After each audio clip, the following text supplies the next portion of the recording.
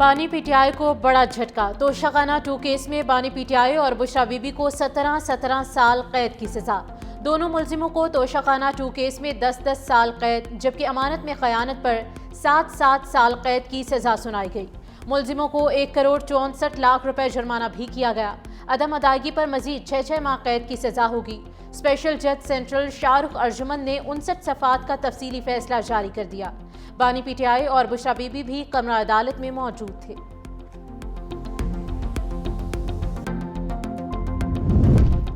توشہ 2 case میں استغاثہ اپنا مقدمہ ثابت کرنے میں کامیاب۔ بانی پی ٹی آئی اور اہلیہ امانت میں خیانت کے مرتکب قرار۔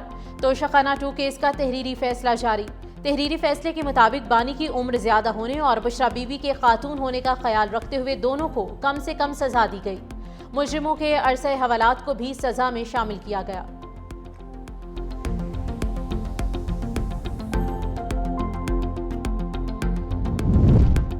توشہ 2 کیس جنوری 2024 میں فائل ہوا۔ 13 جولائی 2024 کو نیب نے توشہ 2 کیس میں بانی پی ٹی آئی اور بشرا بی بی کی اڈیالہ جیل میں گرفتاری ڈالی۔ 12 دسمبر 2024 کو ملزموں پر فرد جرم عائد کی گئی۔ ملزموں نے 7 آئٹمز کی ویلیو کم کر کے پیسے جمع کروائے تھے۔ بلغاری جیولری سیٹ کی مالیت 7.5 کروڑ سے زائد تھی۔ پرائیویٹ فرم سے قیمت 59 لاکھ روپے لگوائی گئی۔ قومی خزانے میں صرف 29 لاکھ روپے جمع کرائے گئے۔ جیولری سیٹ میں نیکلس، بریسلیٹ، انگوٹھی اور بالیاں شامل۔ توشہ 2 کیس کا ٹرائل 1 سال اڈیالہ جیل میں چلا۔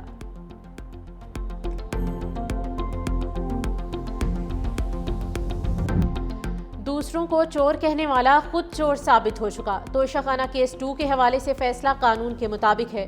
وزیر اعظم کے مشیر رانا ثناءاللہ کی میڈیا سے گفتگو۔ بولے بانی پی ٹی آئی کو تحفے میں ملنے والی گھڑیاں دوسرے ممالک سے برآمد ہوئیں۔ بانی پی ٹی آئی کو کسی دوسری جیل منتقل نہیں کر رہے۔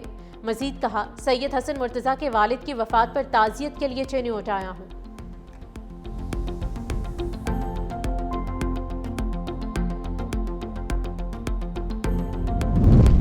وفاق نے خیبر پختونخوا کو 7ویں NFC ایوارڈ کے تحت بروقت فنڈز کی منتقلی کی یقین دہانی کرا دی۔ جولائی 2010 تا نومبر 2025 تک 5,867 ارب روپے NFC شیئر قیمت میں منتقل کیے گئے۔ دہشت گردی کے خلاف جنگ کے لیے 705 ارب روپے فراہم۔ ضم شدہ ضلع کے لیے 704 ارب روپے جاری۔ PSDP اور بے نظیر انکم سپورٹ پروگرام کے تحت 115 ارب اور 481 ارب روپے سے زائد ترقیاتی اور امدادی منصوبوں میں استعمال کیے گئے۔ وفاق ہر 15 دن کے بعد رقوم جاری کر رہا ہے۔ وفاق خیبر پختونخوا حکومت کو 15 سال میں 8,404 ارب روپے ادا کر چکا۔ وفاقی ادائیگیوں کے اعداد و شمار نے وزیر اعلیٰ خیبر پختونخوا کے 2200 ارب کے بقایا جات کے بیانیے کی نفی کر دی۔ وزارت خزانہ کے مطابق مالی دستاویزات کے مطابق 2010 سے نومبر 2025 میں خیبر پختونخوا حکومت کو وفاق سے 8,404 ارب روپے مل چکے۔ NFC کے تحت رقوم صوبوں کو ہر 15 دن باقاعدگی سے ملتی ہے۔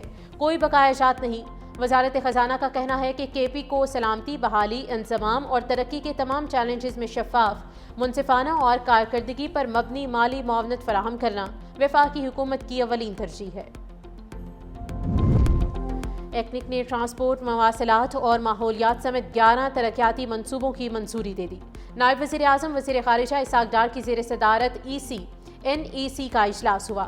داسو ہائیڈرو پاور پروجیکٹ کے نظر ثانی شدہ PC1 کی بھی منظوری۔ نوجوان انجینئرز کے لیے سالانہ 10,000 تربیتی مواقع فراہم کرنے کی پالیسی منظور۔ تربیت یافتہ انجینئرز کو ترقیاتی منصوبوں میں تعینات کیا جائے گا۔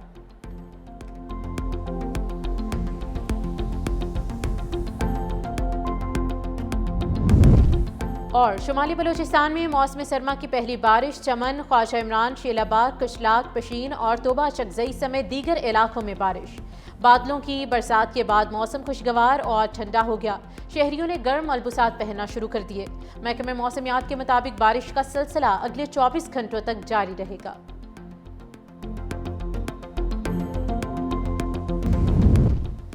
عالمی بینک نے پاکستان کے لیے $70 کروڑ فائنانسنگ کی منظوری دے دی۔ مجموعی طور پر $1.35 ارب تک فائنانسنگ فراہم کی جائے گی۔ عالمی بینک نے $60 کروڑ وفاق اور $10 کروڑ سندھ کے لیے منظور کیے۔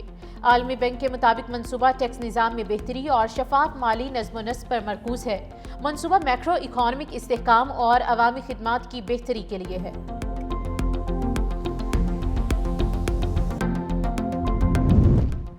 وفاق نے خیبر پختونخوا کو 7ویں NFC ایوارڈ کے تحت بروقت فنڈز کی منتقلی کی یقین دہانی کرا دی۔ جولائی 2010 تا نومبر 2025 تک 5,867 ارب روپے NFC شیئر قیمت میں منتقل۔ دہشت گردی کے خلاف جنگ کے لیے 705 ارب روپے فراہم۔ ضم شدہ اضلاع کے لیے 704 ارب روپے جاری۔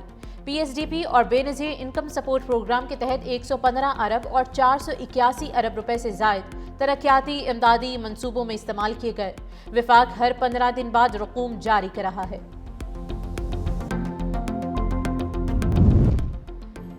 NCNEC نے ٹرانسپورٹ، مواصلات اور ماحولیات سمیت 11 ترقیاتی منصوبوں کی منظوری دے دی۔ نائب وزیر اعظم وزیر خارجہ اسحاق ڈار کی زیر صدارت ECNEC کا اجلاس۔ داسو ہائیڈرو پاور پروجیکٹ کے نظر ثانی شدہ PC1 کی بھی منظوری۔ نوجوان انجینئرز کے لیے سالانہ 10,000 تربیتی مواقع فراہم کرنے کی پالیسی منظور۔ تربیت یافتہ انجینئرز کو ترقیاتی منصوبوں میں تعینات کیا جائے گا۔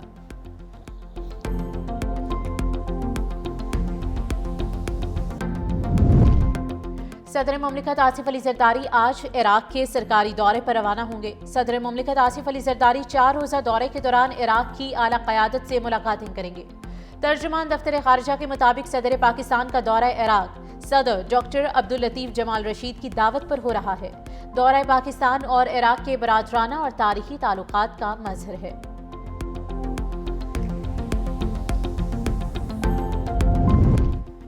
وفاقی وزیر داخلہ محسن نقوی کی وزارت ریلوے آمد۔ محسن نقوی کی وزیر ریلوے محمد حنیف عباسی سے اہم ملاقات میں پاکستان ریلوے سے متعلق امور اور جاری اصلاحات پر تبادلہ خیال۔ وزیر ریلوے محمد حنیف عباسی کی جانب سے 2025 میں ریلوے میں کی گئی انقلابی تبدیلیوں پر بریفنگ۔ وزیر داخلہ محسن نقوی نے ریلوے اصلاحاتی اقدامات کو سراہا۔ دونوں وزراء کا پاکستان ریلوے کو جدید خطوط پر استوار کرنے کے عزم کا اظہار۔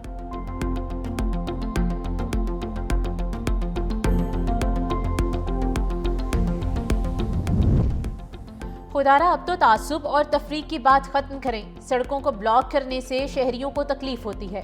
جب ہم کارروائی کریں گے تو کوئی آنسو مت بہائے۔ میئر کراچی مرتضی وہاب نے کہا کہ MQM والے پچھلے 40 سالوں کی تباہی مانیں۔ شہر کی بڑی محنت سے ٹارگٹ کلنگ، بھتہ اور بوری بند لاشوں سے جان چھڑوائی ہے۔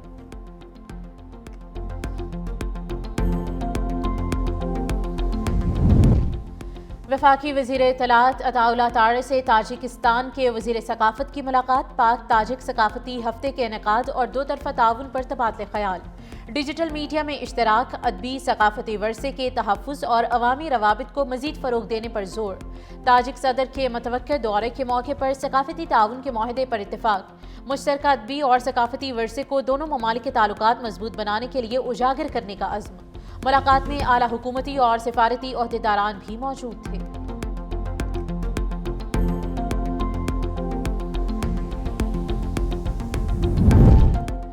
شمالی بلوچستان میں موسم سرما کی پہلی بارش۔ چمن، خواجہ عمران، شیلا باغ، کچلاک، پشین اور توبہ اشکزئی سمیت دیگر علاقوں میں بارش۔ بادلوں کی برسات کے بعد موسم خوشگوار اور ٹھنڈا ہو گیا۔ شہریوں نے گرم ملبوسات پہننا شروع کر دیے۔ محکمہ موسمیات کے مطابق بارش کا سلسلہ اگلے 24 گھنٹوں تک جاری رہے گا۔ ملک کے بیشتر علاقوں میں موسم سرد اور مطلع جزوی ابرآلود رہنے کا امکان۔ موٹر ویز پر دھند کی صورتحال میں کمی آنے لگی۔ حد نگاہ میں بہتری کے بعد موٹر وے مختلف مقامات سے کھول دی گئی۔